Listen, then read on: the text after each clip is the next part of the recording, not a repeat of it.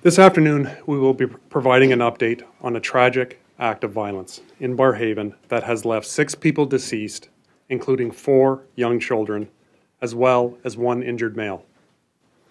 Before I continue, I want to acknowledge that this has been a very difficult, complex, and active investigation. Some of the details we will share today are disturbing. Here's what we can tell you. At about 10:52 yesterday evening, the Ottawa Police Service received 2 911 calls from the Berrigan Drive area reporting a suspicious incident where a male was yelling and asking people to call 911. Our team was immediately dispatched and the first officer arrived on scene minutes later. As multiple units began to arrive, officers identified a suspect who was quickly arrested without incident. Paramedics were also called and were arriving. Officers entered the home to check on the safety of those inside, and that is where they began to discover the 6 victims, the youngest of which is less than 3 months old. The family are newcomers to Canada and are originally from Sri Lanka. We have been working to advise the families of the deceased, many of whom are overseas. The father and husband of the victims was found at the scene and was injured. He was taken to hospital where he is in serious but stable condition. The deceased are 35-year-old Darshani Bombar Ekanaike. She is the mother of the children. Their 7-year-old son, Anuka Wikrama Singh. Their 4-year-old daughter, Ashwini. Their 2-year-old daughter, Rinayana.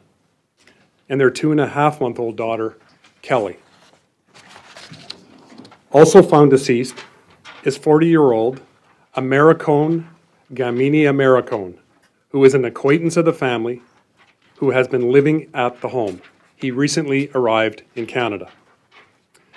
The investigation has found that an edged weapon was used to cause the deaths and injuries. To be clear, this was a mass killing, not a mass shooting. We have arrested and charged a 19-year-old male, Frank D'Souza, with 6 counts of first-degree murder and 1 count of attempted murder. The accused is a Sri Lankan national who is believed to have been in Canada as a student. I'll emphasize he is the only suspect. We know there are a lot of questions about why this tragedy occurred. This is the focus of our homicide unit as they diligently investigate this tragic crime. Our investigators and forensic teams are working very hard to determine all of the facts and ensure justice is done. But that also means we must maintain the integrity of the investigation for court. I want to emphasize, this was a senseless act of violence perpetrated on purely innocent people. I know our whole community is shocked and mourning this event. I want to offer my condolences to the loved ones of all the victims for this unimaginable loss.